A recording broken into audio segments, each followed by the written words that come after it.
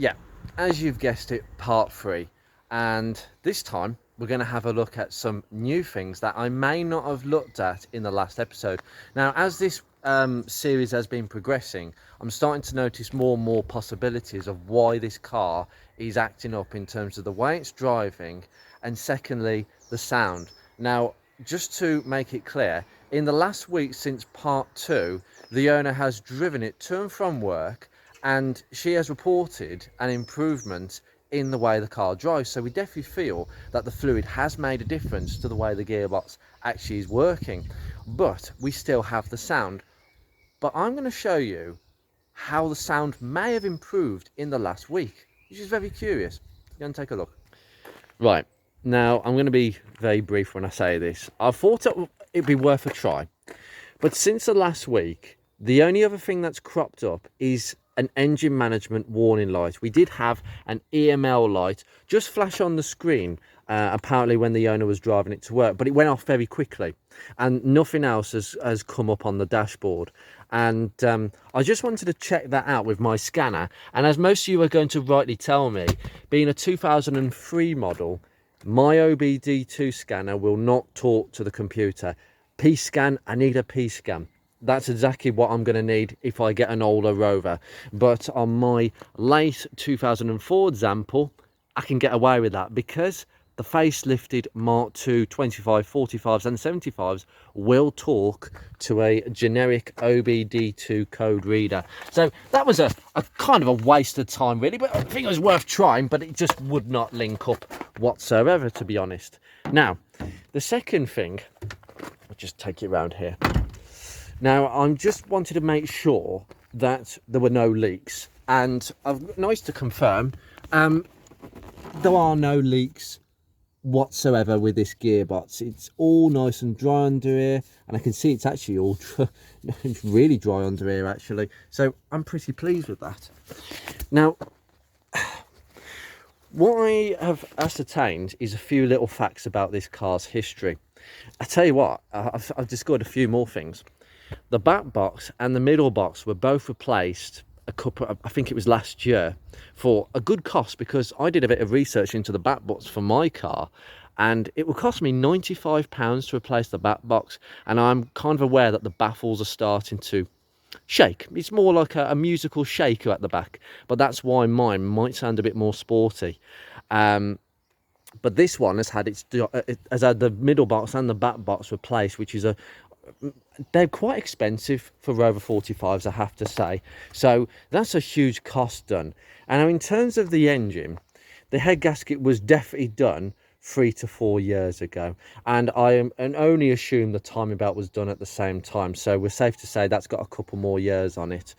In terms of everything else, this battery is where we're going to start today. Now, the running that we're still getting is the revs are going up and down a little bit erratically.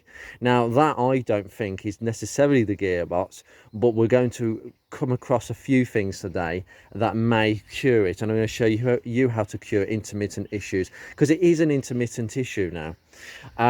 We have got this huge battery here, which is an 075 battery, and it doesn't fit the battery tray. It's the incorrect battery. It should be an 063 battery, and we're missing the battery clamp.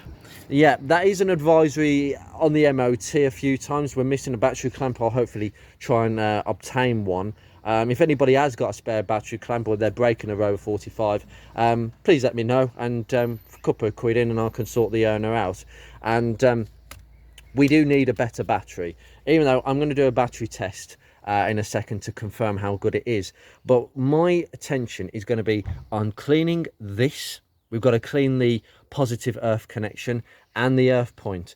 Now, there was a problem this car had when the owner took it to Blackpool a couple of years ago, and that was a complete cutout. The car died. There was no power, no nothing, and guess what it was? Yep, it was this blasted earth cable. This earth cable is a common fault with 45s, and this one is brand new. It's been totally replaced. This is completely new. And I am going to clean it though, where it latches onto the actual point. I'm going to actually get a socket to get that nut off and clean all of this cable, because this really does need looking at. just in case. Nice and flexible. This is the original, it's gone hard. The other earth point where this goes down, this goes directly from the battery to the gearbox. This positive cable, this goes to feeds the fuse box, and this one goes to the starter motor. But this other cable here that goes down there, that goes to the gearbox. The CVT has a complete ground connection to the battery, and that is what we're going to clean first and foremost today, because that could easily be as simple as issue as it gets. So I'm going to take the battery off. We're going to do a bit of a battery test before we do so, and just see where things are. So let's get cracking with that. Okay, so we connect the tester up, just make sure it's got a good connection, and right, let's check. So yep, in vehicle battery test, check surface charge on. Oh, don't worry about that. I don't bother about that. Regular flooded CCA. I'm just going to confirm it is 540 amps. Yes. Testing. Oh dear, it's saying to replace the battery. Well, that's not a good start. So the state of health, 37%. The state of charge is actually 98%. So we're actually getting a lot of charge. So we've got a lot of charge, but there's a lot of resistance. 14.66 ohms of resistance. That's a lot of resistance for a battery. It should be somewhere between 5 to 8. Again, this is not the correct battery. Unfortunately, the owner bought a really nice battery some years ago, but it was nicked by charity workers.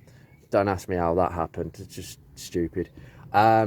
So they bought this other battery, which is the incorrect size, which is okay. I mean, it produces a lot of amps, 60 amp hours. Probably only need 45 amp hours for 45. Oh, no pun intended. So now the next test is to come back a little bit. Yep, checking the vehicle. Now we're going to do a cranking test. Right, now we need to start the car. Okay, now you can hear if we have that noise issue again. Let's crank it.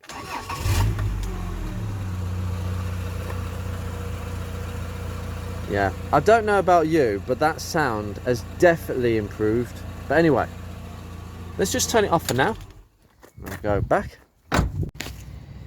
Right, so it tells you the time it took to crank, 33.73 milliseconds. The maximum was 10.44 volts and the minimum was 10.844, and the cranking is normal. My advice is that usually the cranking should not, the voltage should not drop below 10 volts. I think it's 9.7 volts, and that is roughly the golden figure for if your battery is not very good. It may be the starter, but usually it's the battery. If the cranking is low, like as low as 9.7 volts, it would say the cranking was low, the battery needs replacing. But the cranking is actually still good in this car, which tells me a lot of decent things. It might suggest that the connections are okay, but the final one really is the charging test, and you just have to start the car and just run it. But I've already done that on this car, and we know that basically the charging is absolutely fine even when a load is applied, but you can use that alternatively. So we're going to pop that back in there and get this battery off. Oh, well, that's not tight at all. That is not going to help. I promise I haven't loosened this off camera. That wasn't on. That's not going to help. Oh dearie me. Yeah, whoever did this before did not do a very good job, so I'm just going to pull this up. That's not the muckiest, but again, that I don't like that. That's quite dirty as well, and the connection to there is not very clean, so I'm just going to move that out the way, and then we can safely take this off. Ooh, that's a completely different nut size.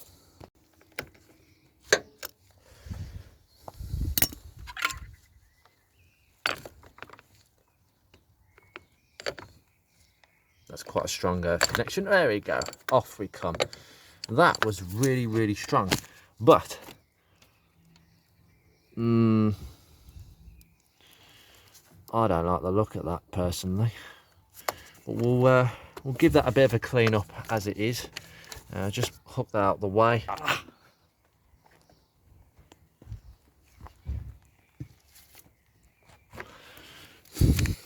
mean, the first thing I'm going to do is just check for leaks. There's no battery.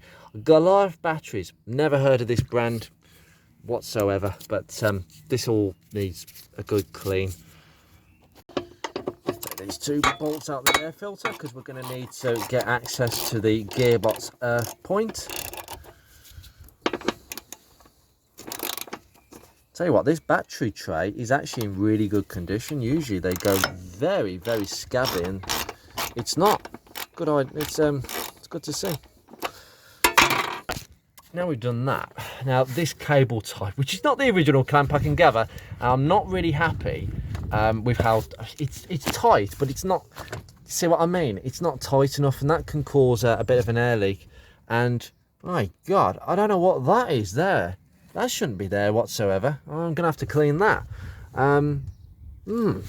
That's not right. There's a bit of oil inside the throttle, but now you can just pull the whole thing off, and it just comes off the air intake, which is basically there, which is ridiculous. I wonder why Rover thought that taking in the air from the rear of the engine bay as opposed to taking it out the front. But I'm going to look at the air filter in that in a second. I'm just going to pop that there, and now we can see what we can see down here. Now it's all familiar to me. We've got the wiring here that goes all the way to the stepper motor down there. We can see the just about see the gearbox oil cooler pipes. The starter motor here is very accessible, but basically it is a bit oily down here as usual. But now this positive cable goes straight to the battery. Just move that there. We're not going to deal with that for the moment, but we have the connection from the battery all the way down to the actual starter motor, the actual gearbox itself. Now we're going to take out that bolt. It's a 13mm. Be very careful with it. Oh, and lo and behold, it's starting to rain and it's sunny at the same time, which is lovely. Right, this bolt may be quite tight, so you may need to hit it with a hammer. But yep, that's come out rather nicely, and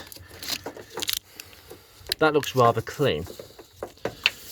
And what I'm going to do is I'm going to clean the face of where that bolt goes in there. Okay, give it a clean up with some sandpaper, and then do the same with this.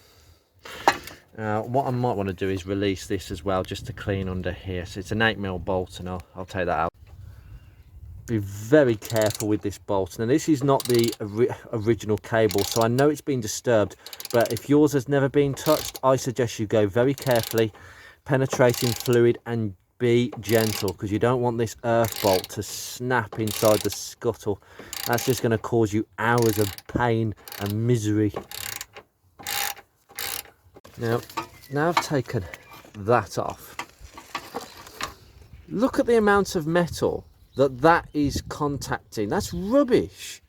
That is not enough metal for that to make a good connection. There's paint all around it. Manufacturers are really guilty of this, where they paint the car and then they stick the earth points on the paint and they think that's a good enough connection. I don't think so. So get some really coarse sandpaper. I mean really coarse. Anything 200, 300. I think I'm using 240, something like that. But look at that. I don't care whether I'm damaging the paint. It's a functional repair at the end of the day. You've got to make sure that this is totally, utterly clean. This is your battery's main connection to the car, believe it or not. You really look at now, that's looking 100 times better already. We're going down to the primer, but we want as much of that metal exposed as possible. Right, just clean up the face really gently. Okay, here we go. And if I get out of the way of the camera, I don't know if you can actually see that, but that looks pretty clean to me. Now the other obviously side of things is I'm going to clean this as well. Just clean up the positive cable, go inside as well, clean all around the inside. This cable, take it completely out. So I'm going to completely redo that. That's going to be sanded down. that's going to be sanded down, and the gearbox side is going to be sanded down. Right, all done. So that's been cleaned. I've taken that apart and put it all back together again. Just, as I say, sandpaper. I haven't got any contact spray, but WD-40 will do the job, even though it's oil-based and I don't prefer it, but it does the job here.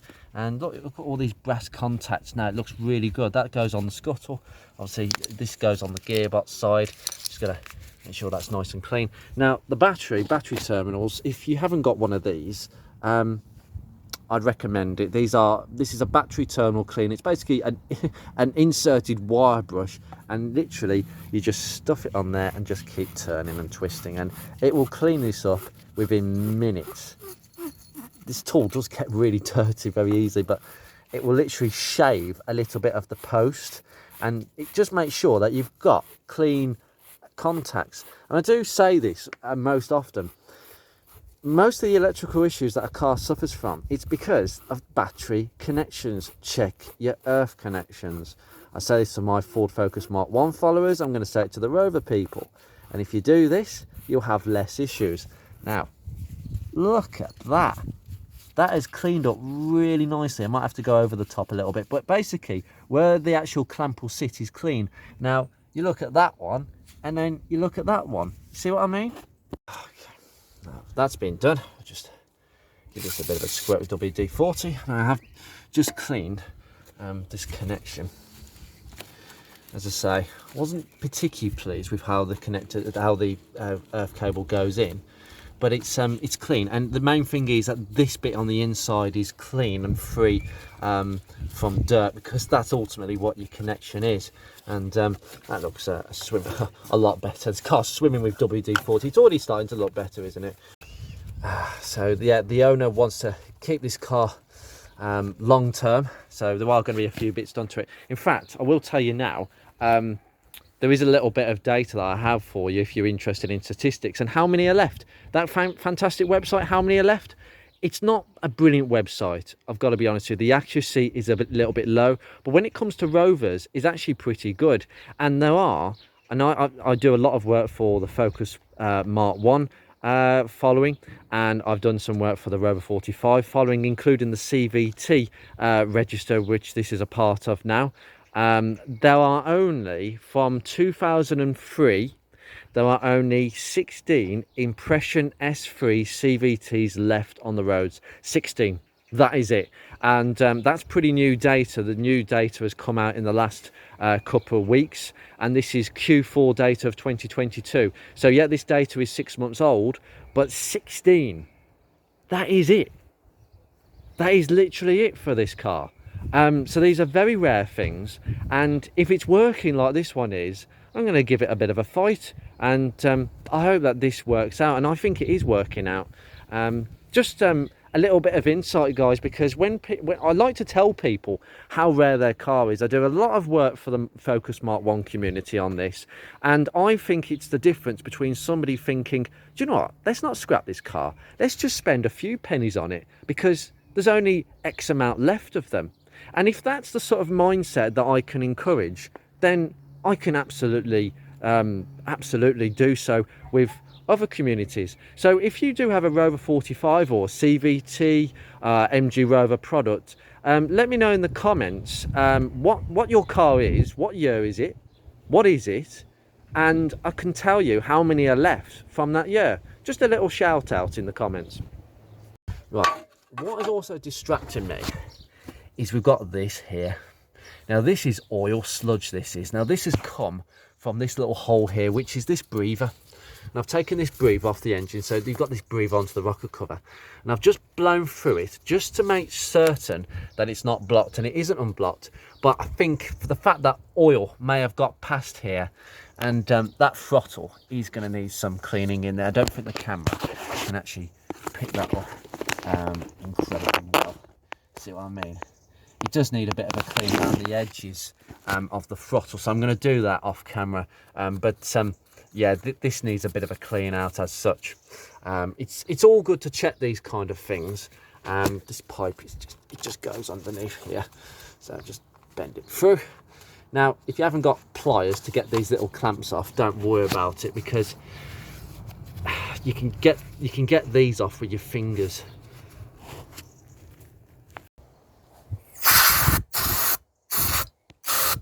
Bit of contact cleaner. Now that, after a bit of cleaning, is a lot better. Yeah, it's a lot more free. I'm just going to put some WD-40 on the throttle. Do you know what? I see a car full of cheap fixes. I see a good car underneath that's just a bit dirty, that needs a little bit of TLC, nothing more than that. And anyone can do this. But I think when I come down next, that is definitely a job for another day. I'm going to take the throttle completely off and clean the backside, but I have cleaned as fully around the edges as possible. Now, one thing I will say, if you've got rough running, that may be because there's excess carbon around the outside of the throttle disc. So therefore, when you take your foot off the gas, you might think the throttle is shut, but that dirt can actually keep it fractionally open, and that could lead to higher idle, and certainly a lack of acceleration in certain places, maybe some flat spots. Yeah, it's all looking good now. So now we've got that clean, that's been cleaned down there. This is all ready to go back on, so let's bung it back on. I was going to also say, because it's something that I have actually noticed on this engine, which I wanted to look at last time, but basically the only way you can tell what type, if your 45 or Rover product has had a new head gasket, which most of them would have by now, the way of telling whether you have a multi-layer bin job, as I call them, because they're rubbish, they are not applicable for 95% of cases unless the engine's been rebuilt and you know the liners are completely equal. A multi-layer gasket is not, it's just not appropriate, and it will fail. They will weep and they will fail on the slightest basically the slightest unleveling of the liners. So if one is fractionally lower than the others, you're going to get coolant weeps. But the elastomer gasket is appropriate in every single sense. That's what I've used on mine, and thankfully this is what it's got on this. And do you know what I know how that is? Basically down where my finger would be, kind of down there will be a massive tag sticking out from the actual block between the head and the block, and that tag is basically the actual rivet. You should see a little rivet, and that's the multi-layer gasket. That is the identifying case. If you can't see a tag with a little rivet sticking out between the head and the block on this side round by just underneath the exhaust, then you do not have a multi-layer gasket. You have an elastomer gasket, and that's the correct one to use, and it gives me a bit of confidence that this car is going to work for many years without another issue. So this cable, now for a start we're going to need to get it the right way. Now basically this one goes on the scuttle, this one is your negative cable, and this big one with the tag with the parts number, I don't know if you can see that in the camera, okay, battery cable, this is your earth point connection, and this is the bolt that goes onto the gearbox casing. So we're going to connect this side up, and we have made sure that it's a nice clean surface for that cable to sit against, and we should have less issues. So it's held on with, I say, you need a 13mm to just tighten it all the way up. Then you can be done. It is a bit tight in here. You may want to take the battery tray out. I just can't be bothered, that's why I've done it this way. We have to put this earth cable on the scuttle. Okay, we've got the bolts being cleaned up, we've cleaned the cable, and we have made sure that there is actually no paint there. If you can see that, there is no paint there, it is just clean metal, and that is exactly what you want. So just put it straight in. Tighten it up. Now make sure you've got to make sure that this bolt is really tight, but not overly tight, okay?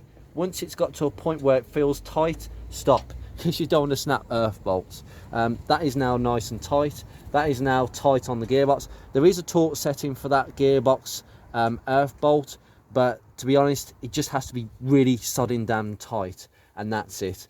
Now we can hook the battery back on. Okay. Now obviously this battery is the wrong size, so it's too big for the battery plate at the bottom. But now what I need to do is put your positive on. So let's get the positive cable and stick this on. Move that back a bit. Okay, there we go, nice and down, and we just tighten that 13mm. Again, tighten it nice and tight, and make sure that the actual clamp is all the way down on the actual terminal, because you can actually get this wrong. I'm just gonna give it a tap. That's it, it won't go down any more than that, just to make sure. I did have to back off just then, just to make sure it was sitting as far down as it possibly can be. Ooh, dearie me.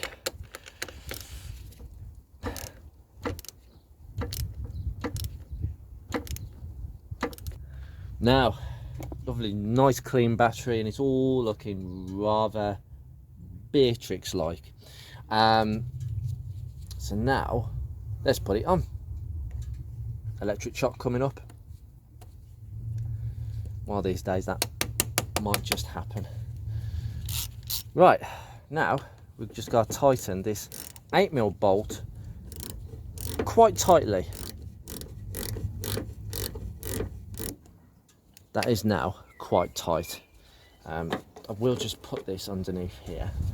But there you go. Now, ideally, I'd say a smaller, better, newer, better battery will be more appropriate for this. But we want to see if this makes any difference, and it already looks the bee's knees as far as I'm aware.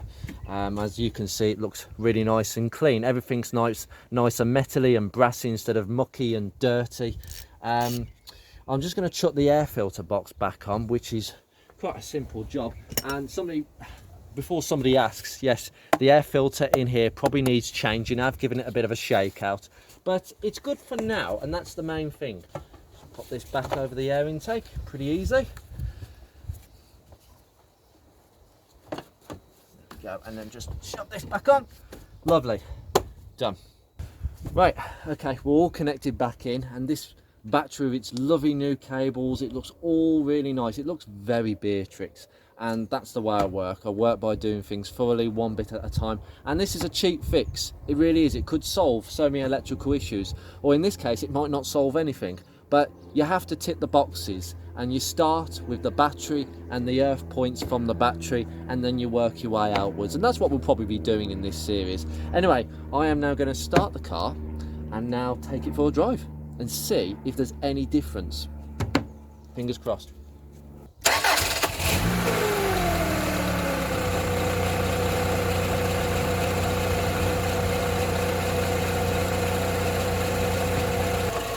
I don't know about you, but that is sounding much better. What do you think?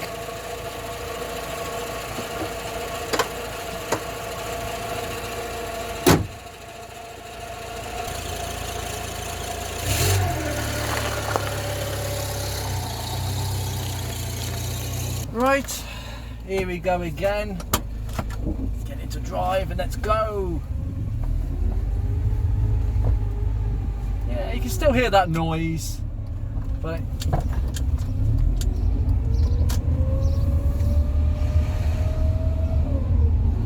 yeah, it's still a bit lurchy. Yeah. I don't think we've solved the problem, guys. I can immediately say that, but I want to take this car for a decent drive. So we're going to take it on the road and drive it completely normally. Put my foot down. Well, that was nice. Just put the window up so you can hear me. So as we're accelerating, it's going up quite nicely. It pulled away really, really nicely then. Yeah, I actually think that that's an improvement. It certainly seems to pull nicer than what it did before. So the fluid definitely has made a change to the gearbox. But the high revs, so we'll slow down.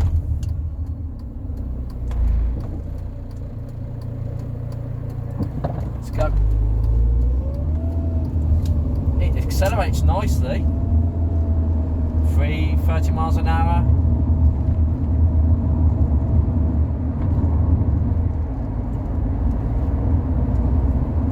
Yeah. Oh, right, well, I can tell you the difference. Driving a Mark II, it's much more firmer than a Mark 1. This is very wallowy on the suspension, not wallowy on the steering, just flip-floppy. Okay, I mustn't get carried away. This is my car. This isn't my car. I was going to say this is my car. It's not my car. The owner is currently laughing. So I'm just going to go around this bend. Yeah, it's definitely more wallowy than a Mark II. A Mark II is firmer.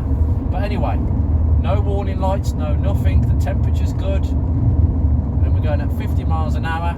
And we are stealing this person's car, Rover 25 watch. It's nice to see another Rover 25. And it's coming down quite nicely.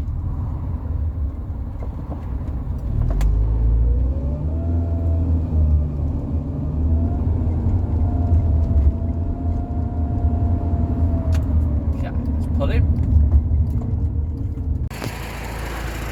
Right, so honestly, what I would say is we can still hear some funny belt noises from this side. I definitely think maybe one of the belts needs changing. Excuse the traffic, we are in quite a high spot in Birmingham.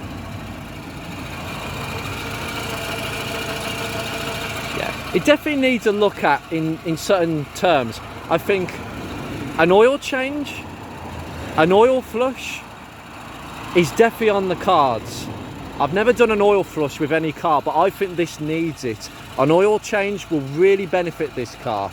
I think there's a few other things it will benefit from, but some good old-fashioned servicing. And we've started with the battery and the earth cables. The gearbox is a little bit all over the place, but I've got to be honest with you, I don't think that's as bad as what it was before. I think the fluid has done a fantastic job, and I think the gearbox is enjoying the new fluid. I think it's making a difference. But I think this engine does need some servicing. I think the throttle needs cleaning, the air filter needs changing, spark plugs, oil. We have to start from there, and it goes on from there just to quieten things down a bit more. But it's actually not sounding as bad as what it did before. In fact, I think the rattle is coming from the drive plate more than anything else. I think it's got one of these drive plates that tends to rattle when slightly warm as well. But overall, it sounds really nice. You come to the back, I mean, the exhaust for a start, just put my hand there. Yeah, that sounds fine to me. That's a normal arithmetic beat of a combustion engine. Soon, something you may not hear in common daily use with the EV take up in this country. But anyway, what a lovely example. Let's get back.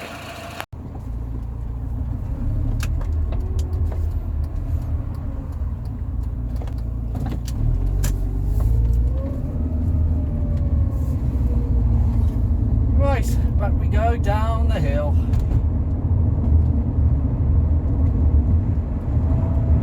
And the gearbox is working normally. It's going to 2000 RPM because we're going down a hill. Yeah, the gearbox senses when we're going down a grade hill.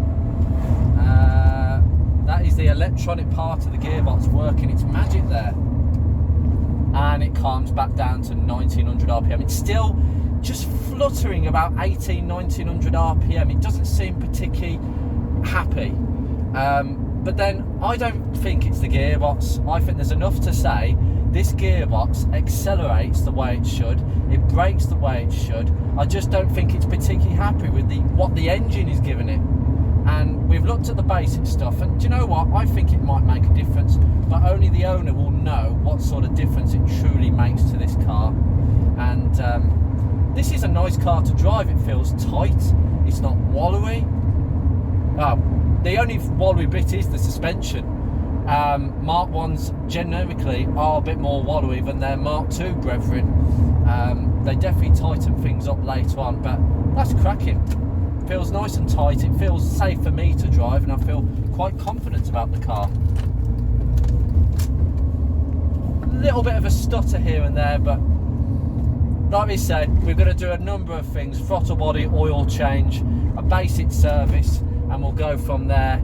So we've done the cheap parts today. We've made sure that all the battery and earth connections are good. I mean, it probably does need a better battery, but I don't think the battery is the cause of anything intermittent. I think we've kind of confirmed that with this test, and that's the main thing. You start cheap and you work your way forwards, but this sort of job would definitely eliminate electrical problems long term, and the fact that it's had its battery cable, or one of its cables, replaced is a good thing.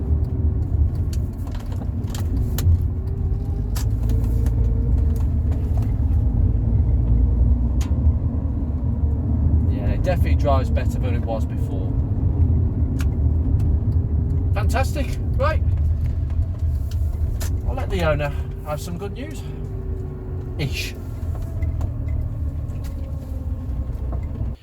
Right, so we've been for a test drive now, and I'm quite satisfied that there has been some improvements with the gearbox side of things. I do think there's something that is upsetting the running of this engine. Now, a few years ago, I looked in the service history just before I took the test drive, and it did suggest that there was a couple of PO420 codes, so cat below efficiency. So that could indicate a number of things. It could be anything from an oxygen sensor, or it just might be an intake manifold that needs cleaning. We'll go through the process. I mean, look how nice this looks now, and that's hopefully what's going to happen with the rest of this engine. It's going to look much nicer by the time it's been serviced, and it just needs a good service. But I'm really satisfied that this car is doubly as good as what it was 2 weeks ago. Sorry, I was about to say 2 years ago. Sometimes it feels like I've been here 2 years, because the amount of hours that this car may need, to be honest with you, it might require a good few hours yet, but little by little. And like I say, with a lot of people, start with the battery. And also, for those people saying, oh, you need to put some grease on that, you don't grease battery terminals, because all you're going to do with grease is the dirt in the engine bay, in the air, is going to stick to the grease, and it gets all gunged up like we had at the start of the day. So just dry the battery terminals, and that's it. It's as simple as that. I'm going to leave this here, guys, and we're going to be coming back to this car maybe in a month or so's time to complete a much thorough top-down service of that engine, to see if we can improve things, and I have no doubt we will improve things.